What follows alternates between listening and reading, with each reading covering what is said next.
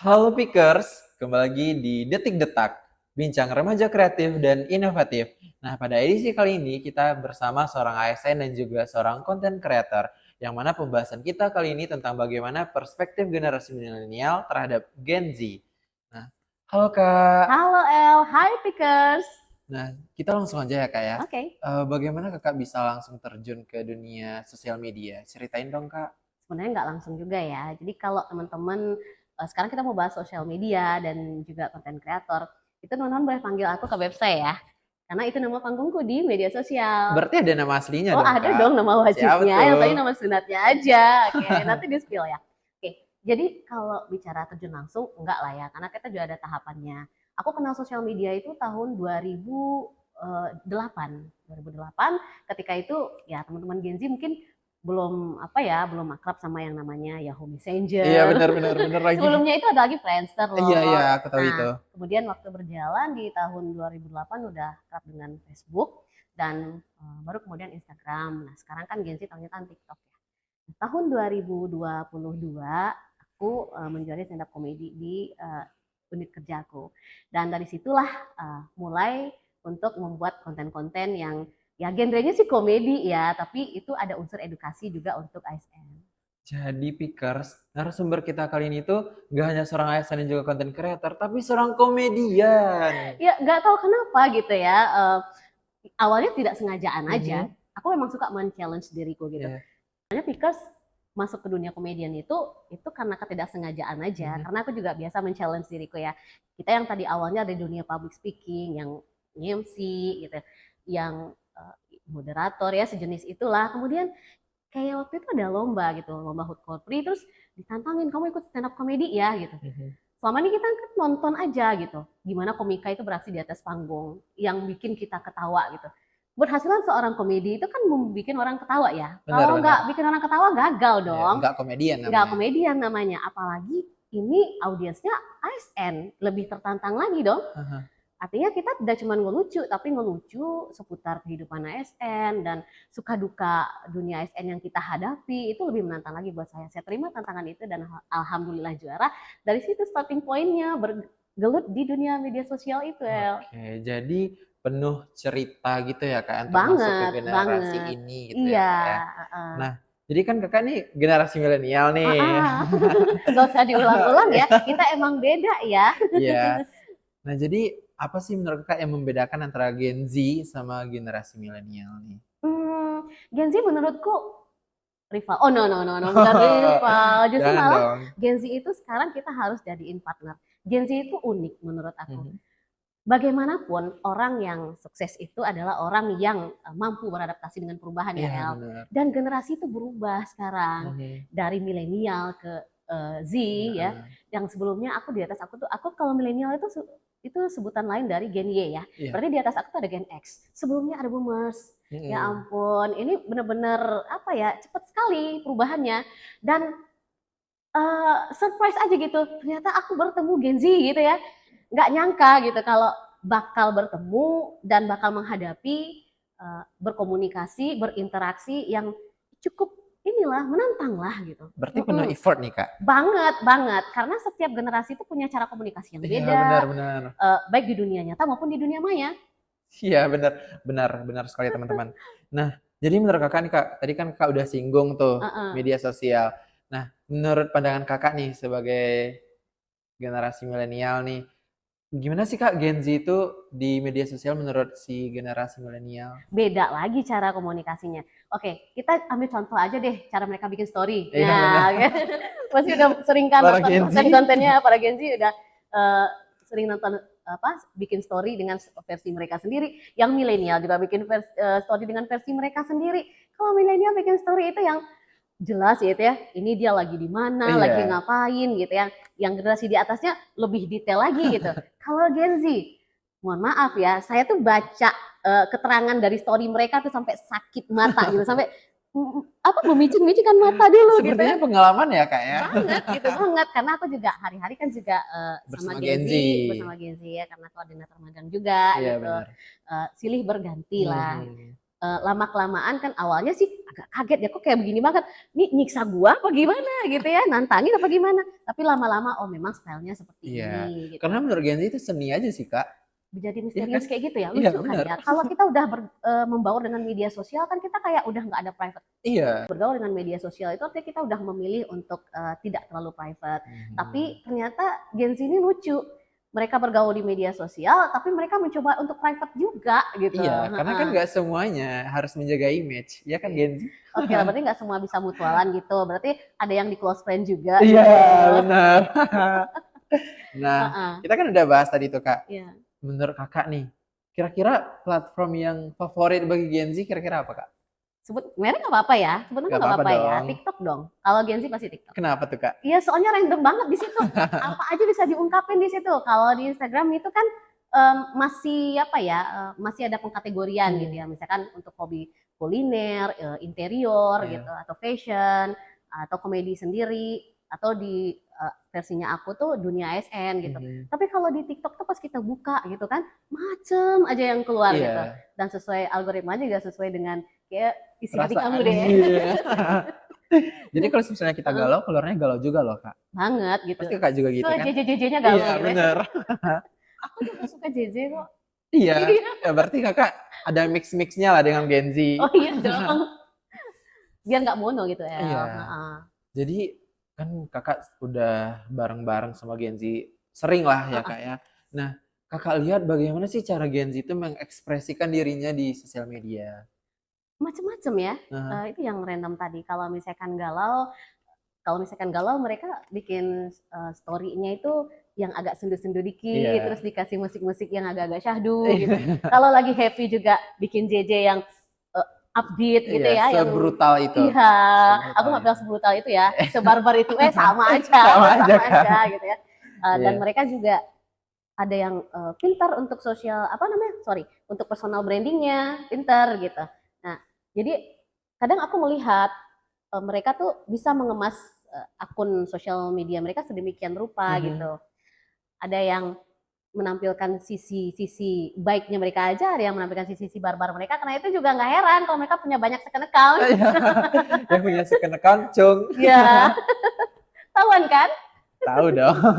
Nah, jadi gimana menurut Kakak kolaborasi seperti apa yang misalnya kalau generasi milenial pengen collab nih dengan Gen Z, kolaborasi seperti apa tuh?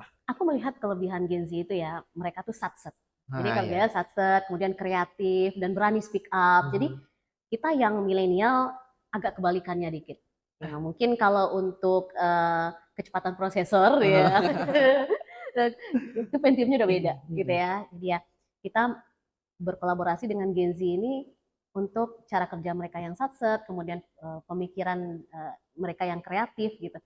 Nah itu yang perlu kita kolaborasikan. Karena tanpa kolaborasi kita nothing kalau menurut aku. Iya, benar, setuju Kak. Iya. Kan tiap orang itu punya potensi masing-masing. Iya. Oke, misalnya Kak Betsy punya kelebihan di meng-create materi konten dengan genre komedi.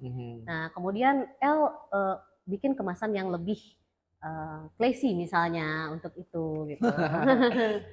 Jadi para Gen Z kita nggak perlu malu dengan apa adanya kita karena bisa jadi si milenial butuh kita. Oh, jangan salah gitu ya.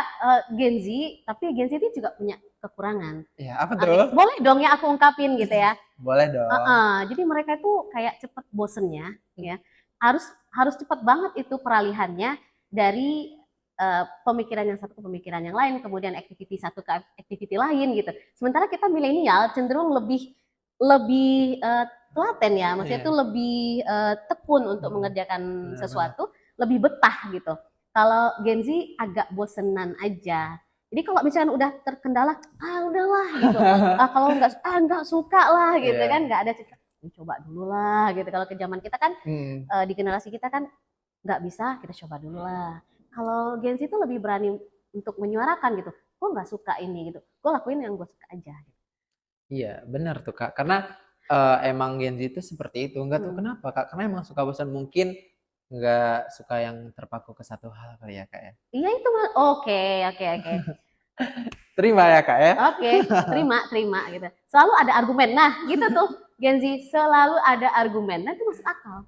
Iyalah, pusaka kan Gen Z. Jadi menurut kakak nih, apa faktor utama yang yang kakak ketahui lah, eh, perubahan komunikasi antara generasi ke generasi itu apa faktor utamanya yang mempengaruhinya gitu loh kak? Oke. Mungkin karena Gen Z itu ya jarak usia yang terpaut cukup Ah, jauh gitu jauh. ya dengan generasi sebelumnya. Ini bukan persoalan antara milenial sama Z aja gitu. Aku pribadi juga merasakan ada semacam gap untuk berkomunikasi dengan generasi sebelumnya.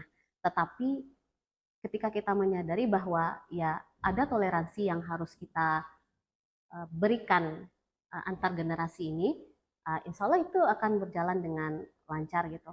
Seperti tadi kita bahas kan bahwa aku juga effort kok berkomunikasi dengan Z. Yang generasi di atasku juga effort berkomunikasi dengan kami para milenial gitu. Benar. Jadi semua itu akan bergulir dan akan terasa gitu. Nah, ada satu hal yang perlu kita garis bawahi bahwa setiap berkomunikasi itu ada etikanya. Ya Ya, benar. bagaimanapun kita orang timur, apalagi kita orang timur, Mm, pasti kita harus tahu etika berkomunikasi ya. dengan generasi yang di atas kita. Benar-benar. Selagi kita pakai prinsip saling menghargai dan saling menghormati, aku rasa tidak akan ada masalah. Iya. Tapi kalau kita udah ego dengan kita sendiri, gue begini kok, gue Z ya Iya. begini gitu loh. Iya sih. Katakanlah Z itu dia berani speak up dan menormalisasi segala sesuatu yang mungkin menurut dia ini nggak pada tempatnya gitu. Jangan dinormalisasi. Oke? Okay? Stop normalisasi.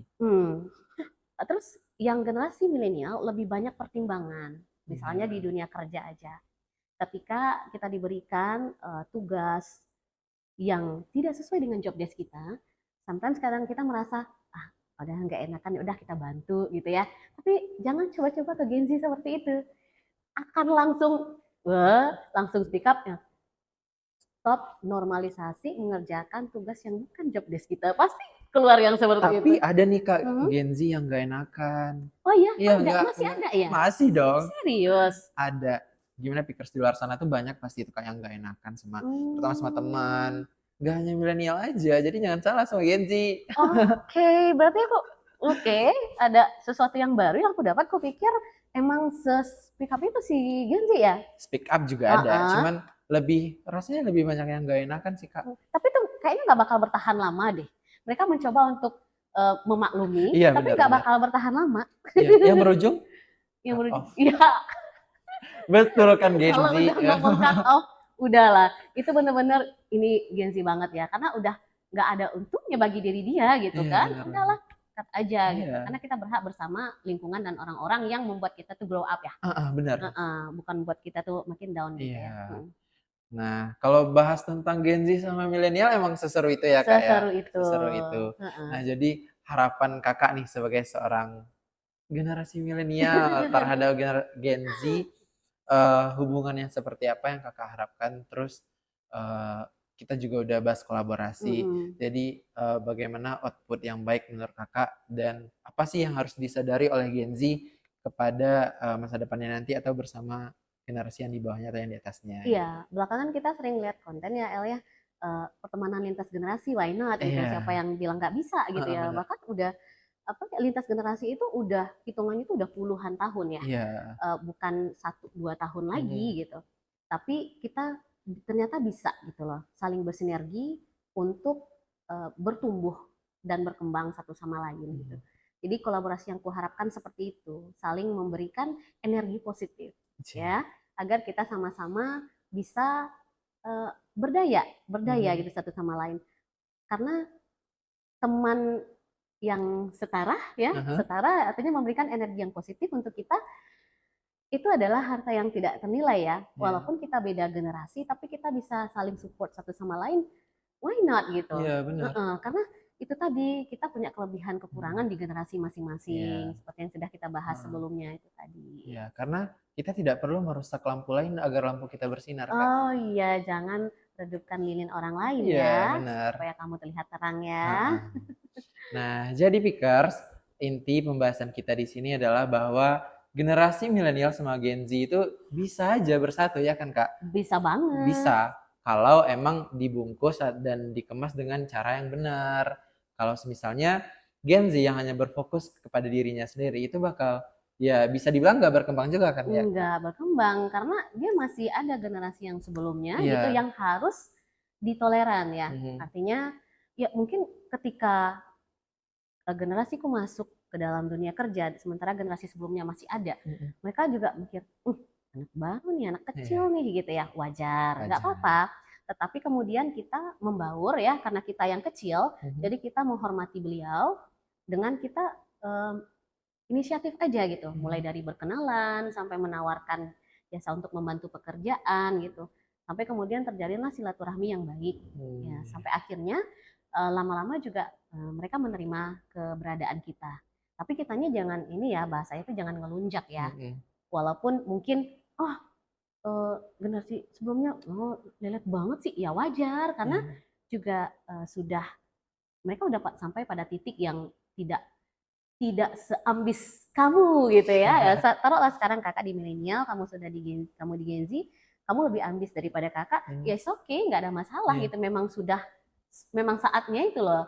Time is yours gitu. Waktunya untuk Iya. kamu gitu. Mhm. Kita sudah mulai mengalah gitu. Ada fase-fasenya Ada lah ya, Kak, fasenya. ya. Oke.